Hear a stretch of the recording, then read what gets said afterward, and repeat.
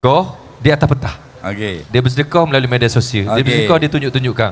Tapi bila kita tanya dia, niat saya nak bagi mengajar orang juga kepada orang lain. Apakah hukum dia, Ustaz? Silakan. Okey, bila kita buat satu amal akhirat, amal soleh, amal baik dan di hadapan orang, ada dua niat di situ. Pertama, niat supaya orang puji kita, hukumnya haram, namanya riak.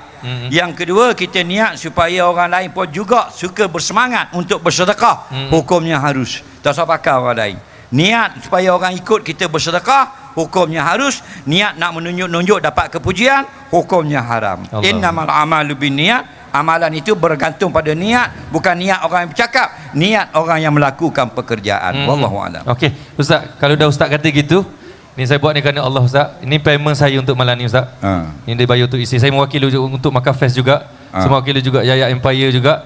Ni payment saya. Saya sedekah kepada Ustaz punya persatuan Fisabilillah, untuk Ustaz bantu. Sabilillah. Fisabilillah. Sabilillah. Untuk Ustaz. Jazakallah khairan katsira. Semoga Allah Ta'ala murahkan lagi rezeki saudara Rizal Razak kita ini. Amin ya rabbal alamin. Saya buat kerana Allah, saya nak minta Ustaz bantu orang susah, orang yang memerlukan. Ni. Tak kisah mana-mana ni. Fisabilillah Terengganu. InsyaAllah. InsyaAllah. Untuk orang susah. Alright. Okey.